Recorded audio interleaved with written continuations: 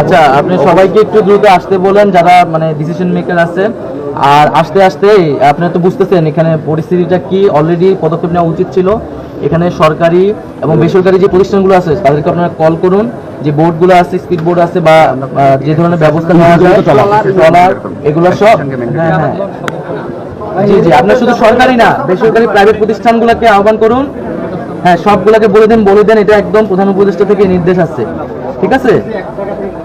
হ্যাঁ, আর control room, হ্যাঁ control room কখন শুরু করতে পারবেন আপনারা? কন্ট্রোল রুম চালু করতে পারবেন কখন? 9টা হবে না?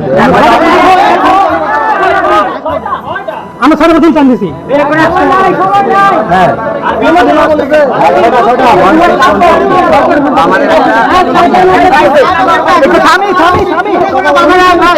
আচ্ছা, এটা আপনি দ্রুত 1 ঘন্টার মধ্যে এটা চালু করার ব্যবস্থা করেন। আমি এখানে আছি, এটা চালু না হওয়া পর্যন্ত আমি যাচ্ছি না আর কি।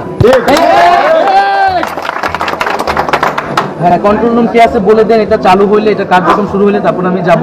আপনি দ্রুত আসেন আর কি। আর ওই বোর্ডের কোম্পানিগুলোকে কল দিয়ে বলে দেন আর কি, যাতে এখনই তারা প্রস্তুতি শুরু করে যাওয়ার প্রিপারেশন নেয়।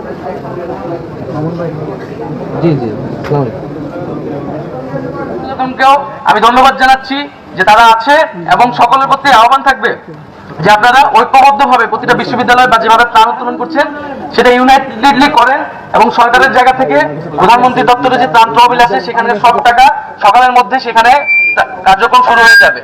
সকল প্রতিষ্ঠানে বলে দেন যে যাতে এবং আমি সকল প্রতিষ্ঠানকে আহ্বান জানাচ্ছি আপনারা দ্রুত সময়ের মধ্যে অফিসিয়াল কাজ শুরু করুন এবং যার যার জায়গা থেকে সকল দিক নির্দেশনা চলে যাক। আমাদের এখানে যাতে আর কোনো নির্দেশনা আমাদের জায়গা থেকে না দেওয়া লাগে, যাতে ছাত্রদের আর কোনো প্রতিষ্ঠান এভাবে ঘেরাও করে দাঁড়িয়ে আদায় করা না লাগে। এবং আমরা যেভাবে গণ অভ্যুত্থান করেছি ঐক্যবদ্ধভাবে, এটি আমাদের একটি ন্যাশনাল ক্রাইসিস সামনে চলে এসেছে, সেটাকে আমাদের আবার সেই ইউনিটি ধরে রাখতে হবে। সেই জায়গা থেকে সকল সামাজিক রাজনৈতিক শক্তিকে আমরা আহ্বান জানাচ্ছি, আমরা ব্যবসায়ীদের আহ্বান জানাচ্ছি যে আমরা সকলে একসাথে সেখানে যাতে যার যার জায়গা থেকে সর্বোচ্চ সক্ষমতা দিয়ে আমরা কাজ করব এবং আমরা বাংলাদেশকে রক্ষা করব। এবং আমরা জানি যে এই যে বাদ করে দেওয়া হলো এবং একটি রাজনৈতিক জায়গা থেকে কিন্তু এই দুর্যোগটিকে নিয়ে আসা হলো বাংলাদেশে, সেই জায়গা থেকেও আমাদের এই রাজনৈতিক প্রশ্নটিকে কিন্তু মোকাবেলা করতে হবে। কেন যে কোনো এই যে বাদ করে দেওয়া হলো বাংলাদেশের সাথে কোনো ধরনের কোনো আলোচনা ছাড়া, কোনো ধরনের ডিসকাশন ছাড়াই কিন্তু বাদ খুলে দিয়ে বাংলাদেশের মানুষের বিরুদ্ধে আমাদের সেই প্রতিবেশী রাষ্ট্র কিন্তু জনগণের বিপক্ষে দাঁড়িয়েছে। আমরা তার নিন্দা এবং প্রতিবাদ জানাই এবং আমরা আহ্বান জানাবো যদি বাংলাদেশের জনগণের বিপক্ষে কোন রাষ্ট্র দাঁড়ায় তাহলে বাংলাদেশের জনগণও কিন্তু তার জবাব দিবে।